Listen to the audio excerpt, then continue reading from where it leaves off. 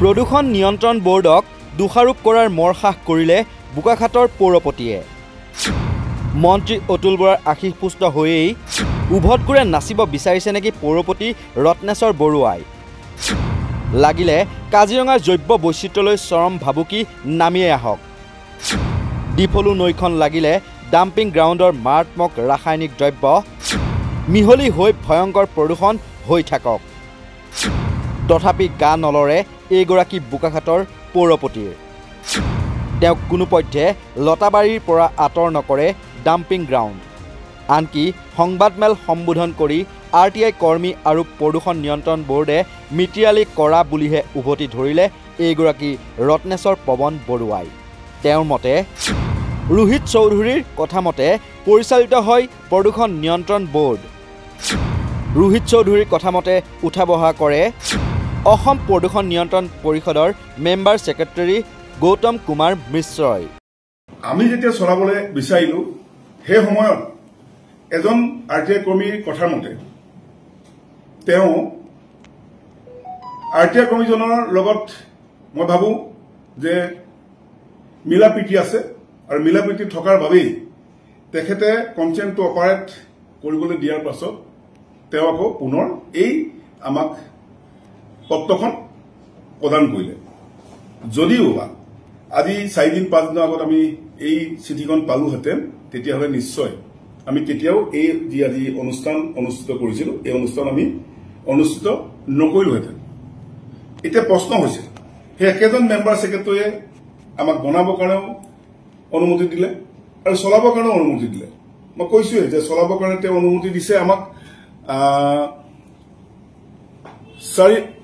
4 নৱেম্বৰ নহয় 8/6/2025 আমাক চলাবৰ কাৰণে দিলে। বিভিন্ন কাৰণবশতঃ আমি চলাব পৰা নাছিলো, কিন্তু আমি আজি দিনটোৱে ধাৰ্য কৰিছিলো। গতিকে এতিয়া মই পুনৰবাৰ কৈছো এই RTI কৰ্মীজনৰ লগত তেওঁ যদি মিতিয়ালিত নাথাকে আৰু বিষয়টো যদি তেওঁ গভীৰভাৱে অধ্যয়ন কৰিলেহেঁতেন তেতিয়াহ'লে মই ভাবো এই আজি যি পত্ৰখন আমালৈ প্ৰেৰণ কৰিলে এই পত্ৰখন প্ৰেৰণ নকৰিলেহেঁতেন।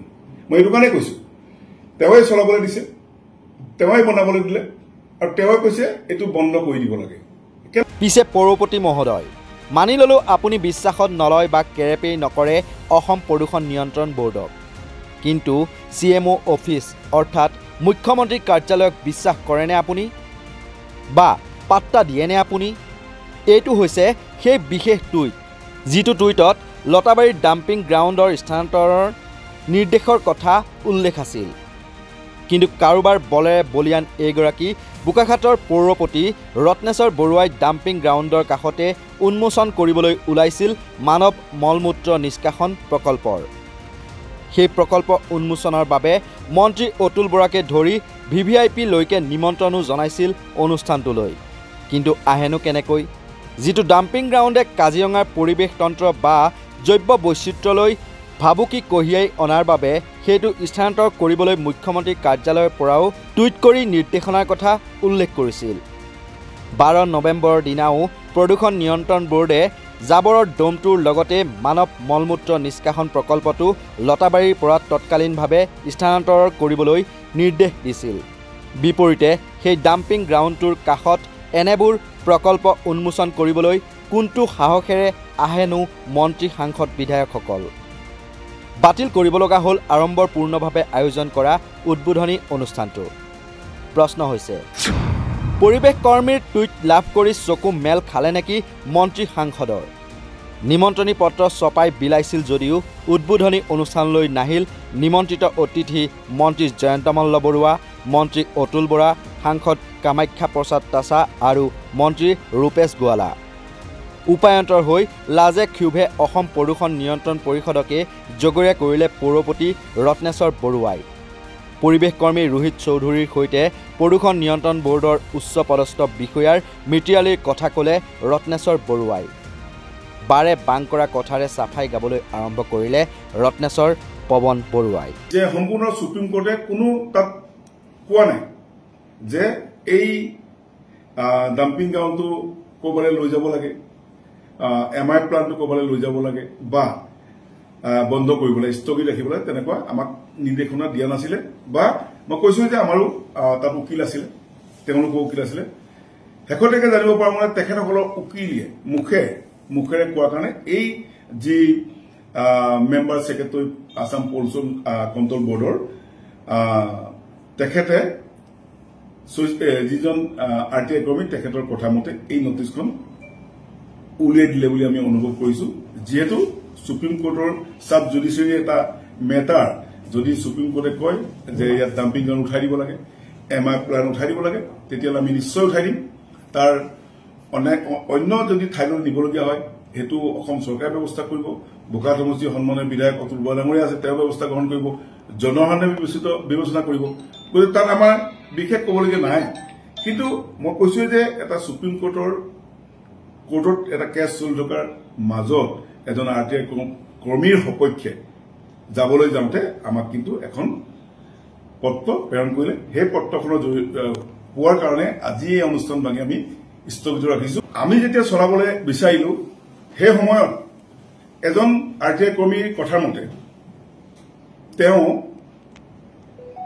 RTI কৰ্মীজনৰ লগত মই ভাবোঁ যে মিলা প্ৰীতি আছে আৰু মিলা প্ৰীতি থকাৰ বাবেই তেখেতে কনচেণ্টটো অপাৰেট কৰিবলৈ দিয়াৰ পাছত তেওঁ আকৌ পুনৰ এই আমাক পত্ৰখন প্ৰদান কৰিলে। যদিও আজি 4 দিন 5 দিনৰ আগত আমি এই চিঠিখন পালোহেঁতেন তেতিয়াহ'লে নিশ্চয় আমি কেতিয়াও এই যি আজি অনুষ্ঠান অনুষ্ঠিত কৰিছিলোঁ এই অনুষ্ঠান আমি অনুষ্ঠিত নকৰিলোহেঁতেন। এতিয়া প্ৰশ্ন হৈছে সেই একেজন মেম্বাৰ ছেক্ৰেটাৰীয়ে আমাক বনাবৰ কাৰণেও অনুমতি দিলে আৰু চলাবৰ কাৰণেও অনুমতি দিলে। মই কৈছোঁৱে যে চলাবৰ কাৰণে তেওঁ অনুমতি দিছে আমাক 4 নৱেম্বৰ নহয় 8/6/2025 আমাক চলাবৰ কাৰণে দিলে। বিভিন্ন কাৰণবশতঃ আমি চলাব পৰা নাছিলোঁ, কিন্তু আমি আজি দিনটোৱে ধাৰ্য কৰিছিলোঁ। গতিকে এতিয়া মই পুনৰবাৰ কৈছোঁ এই RTI কৰ্মীজনৰ লগত তেওঁ যদি মিটিয়ালিত নাথাকে আৰু বিষয়টো যদি তেওঁ গভীৰভাৱে অধ্যয়ন কৰিলেহেঁতেন তেতিয়াহ'লে মই ভাবোঁ এই আজি যি পত্ৰখন আমালৈ প্ৰেৰণ কৰিলে এই পত্ৰখন প্ৰেৰণ নকৰিলেহেঁতেন। মই এইটো কাৰণে কৈছোঁ তেওঁৱে চলাবলৈ দিছে, তেওঁৱে বনাবলৈ দিলে আৰু তেওঁৱে কৈছে এইটো বন্ধ কৰি দিব লাগে। মানে যত দোষ নন্দ ঘোষ প্ৰদূষণ নিয়ন্ত্ৰণ বৰ্ডৰ লগতে সক্ৰিয় পৰিৱেশ কৰ্মী তথা RTI কৰ্মী ৰোহিত চৌধুৰী। পুনৰ উল্লেখ কৰি থওঁ, কাজিৰঙা ৰাষ্ট্ৰীয় উদ্যান আৰু ব্যাঘ্ৰ সংৰক্ষিত বনাঞ্চলৰ বাবে এই প্ৰকল্প ক্ষতিকাৰক হ'ব বুলি প্ৰদূষণ নিয়ন্ত্ৰণ পৰিষদৰ ওচৰত লিখিত আপত্তি দৰ্শাইছিল পৰিৱেশ কৰ্মী ৰোহিত চৌধুৰীয়ে, যাৰ বাবে বোকাখাট পৌৰসভাৰ এই অভিলাষী আৱৰ্জনা নিষ্কাশন প্ৰকল্পৰ স্থান তৎকালেই সলনি কৰি হাতত লোৱা কাৰ্যব্যৱস্থাৰ সবিশেষ 7 দিনৰ ভিতৰত অৱগত কৰিবৰ বাবে বোকাখাট পৌৰসভাক 12 নৱেম্বৰৰ দিনা নিৰ্দেশ দিছিল। লক্ষণীয় কথা যে বোকাখাটত পৌৰসভা এলেকাত সংগৃহীত আৱৰ্জনাসমূহ নিষ্কাশন কৰিবৰ বাবে এটা প্ৰকল্পৰ বাবে অনুমতি দিবলৈ অসম প্ৰদূষণ নিয়ন্ত্ৰণ পৰিষদক আবেদন জনাইছিল বোকাখাট পৌৰসভাই। এই আবেদনৰ আধাৰতে পৰিষদে এক পত্ৰৰ জৰিয়তে বোকাখাট পৌৰ এলেকাৰ 4 নং ৱাৰ্ড ডিফলু পথত এই প্ৰকল্প নিৰ্মাণৰ বাবে 2024 চনৰ 23 অক্টোবৰত অনুমোদন জনাইছিল। ইফালে চলিত বৰ্ষৰ 8 জুন তাৰিখে অসম প্ৰদূষণ নিয়ন্ত্ৰণ বোৰ্ডে আন এক পত্ৰৰ জৰিয়তে আকৌ বোকাখাট নগৰৰ 5 নং ৱাৰ্ডতহে এই প্ৰকল্প আৰম্ভণি কৰিবৰ বাবে জনাইছিল। স্বাভাৱিকতে বিতৰ্কৰ সূচনা হৈছিল তেতিয়া। ইফালে প্ৰকল্পৰ স্থান পৰিৱৰ্তন কৰিবৰ বাবে আদালতৰ কাষ চাপিল RTI কৰ্মী ৰোহিত চৌধুৰী। গুৰুত্বপূৰ্ণ কথা যে চেণ্ট্ৰেল এম্পাৱাৰমেণ্ট কমিটিৰ নিৰ্দেশৰ পিছতহে যেন সাৰ পাই উঠিল অসম প্ৰদূষণ নিয়ন্ত্ৰণ পৰিষদ। প্ৰকল্পৰ স্থান তৎকালেই সলনি কৰি হাতত লোৱা কাৰ্যব্যৱস্থাৰ সবিশেষ 7 দিনৰ সময়সীমা বান্ধি দি অৱগত কৰিবৰ বাবে বোকাখাট পৌৰসভাক 12 নৱেম্বৰত পত্ৰযোগে নিৰ্দেশনা জাৰি কৰে অসম প্ৰদূষণ নিয়ন্ত্ৰণ পৰিষদে। কিন্তু উভতগুৰে নচা এইগৰাকী ৰত্নেশ্বৰ পৱন বৰুৱা নাচুৰ বান্দা। যিকোনো পৰ্যায়লৈ গৈ স্থানান্তৰ কৰিবলৈ নিৰ্দেশ দিয়া জাবৰ নিষ্কাশন প্ৰকল্পৰ কাষতে মানৱ মলমূত্ৰ নিষ্কাশন কেন্দ্ৰ উন্মোচন কৰিবই। পাছে মন্ত্ৰী সাংসদসকল নহাতে ঠোঁটে মুখে চেলেকিব লগাৰ দৰে অৱস্থা হ'ল ৰত্নেশ্বৰ বৰুৱাৰ। ইপিনে দীৰ্ঘদিনে বিতৰ্কত থকা ডাম্পিং গ্ৰাউণ্ডৰ বিষয়টোক লৈ এক প্ৰকাৰ ফালৰি কাটি থকা গোলাঘাট জিলা প্ৰশাসন তথা বোকাখাট সমজিলা প্ৰশাসনলৈও প্ৰশ্ন তুলিছে সচেতন লোকে। কাৰণ কাজিৰঙাৰ যিটো ডিফলু নৈখনৰ ওপৰতে যিটো স্থানটো তেওঁলোকে নিৰ্ণয় কৰিছে, অত্যাধুনিক প্ৰযুক্তিবিদ্যাৰ দ্বাৰা তাক নিষ্কাশন কৰাৰ ব্যৱস্থা যদি কৰিছে, তেন্তে জনগণক আশ্বস্ত কৰিব পৰাকৈ তেওঁলোকৰ মাজত বুকুত খামিদাত নহয় কিয় মন্ত্ৰী, কিয় বিধায়ক, কিয় সাংসদে তেওঁলোকে 12 তাৰিখৰ নিৰ্দেশনাৰ পাছতে 20 তাৰিখে বলপূৰ্বক উন্মোচন কৰিম বুলি কোৱা প্ৰকল্পটোত তেওঁলোকে এজনো উপস্থিত নহয় পলাই ফৰিং চিটিকা কিয় দিব লগা হ'ল? নিশ্চিতভাৱে ইয়াৰ ৰহস্য আছে। তেওঁলোকে ইয়াত যিটো মেজাৰ কৰিব লাগে, মানে যিটো ভাৰসাম্যতা ৰক্ষাৰ কাৰণে মানে যিটো ইম্পেক্ট এছেছমেণ্ট নকৰাৰ এই যিটো তেওঁলোকৰ যিটো আচলতে মানে যিটো ভিতৰৰ যিটো তেওঁলোকৰ দেওলাপনা কাৰবাৰ, সেইটো উন্মোচিত হোৱাৰ ভয়ত আচলতে তেওঁলোকে উপস্থিত হ'ব পৰা নাই। সেইটো নিৰ্লজ্জ এটা কাণ্ড ঘটিছে। অসম চৰকাৰৰ বাঘা বাঘা মন্ত্ৰী বিধায়ক উপস্থিত থাকিব বুলি বৰ হৰফেৰে চিঠি পত্ৰ দি হৰ্ডিং লগোৱা কাৰ্যসূচী বাতিল কৰাৰ ক্ষেত্ৰত আমাৰ সন্দেহ আৰু বেছি ঘনীভূত হৈছে। অতি শীঘ্ৰে এইটো বিষয়ক বিজ্ঞানসন্মতভাৱে মেজাৰ কৰি স্থানান্তৰ কৰাৰ কাৰণে যি নিৰ্দেশ আহিছে এইটো কৰক, আৰু যদি স্থানান্তৰ নকৰাকৈ তাত কৰাৰ যদি প্ৰকল্পটো কৰিব পৰা তেওঁলোকৰ যদি নীতিনিষ্ঠ কিবা পদ্ধতি আছে সেই সম্পৰ্কে আমাক আশ্বস্ত কৰক। কাৰণ কোটি কোটি টকা বিভিন্ন প্ৰকল্পৰ পৰা ধন আনি ইয়াত নিষ্কাশনৰ কাম কৰাৰ তেওঁলোকে প্ৰতিশ্ৰুতি দিছিলে। যদি কৰিছিলে তেতিয়া এই কামবোৰ কিয় কৰিব পৰা নাই? কিয় পৰিৱেশ কৰ্মী RTI কৰি তেওঁ ৰোধ কৰিব লগা হৈছে?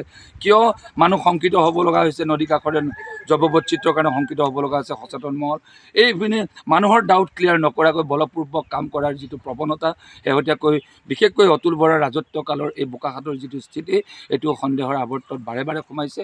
আৰু গতিকে আমি টাউন কমিটিক স্বতন্ত্ৰভাৱে সিদ্ধান্ত ল'বৰ কাৰণে আমি আহ্বান জনাইছোঁ। তেওঁলোকে মন্ত্ৰীৰ নিৰ্দেশত কেৱল আঁচনিৰ ধন সৰলকি কৰা কাণ্ডতে লিপ্ত নাথাকি জনগণৰ সুৰক্ষা নিশ্চিত কৰিবৰ কাৰণে আজি এই মন্ত্ৰী আছে, কালিলৈ নাই, কিন্তু সদায় পৌৰসভা ইয়াত থাকিব।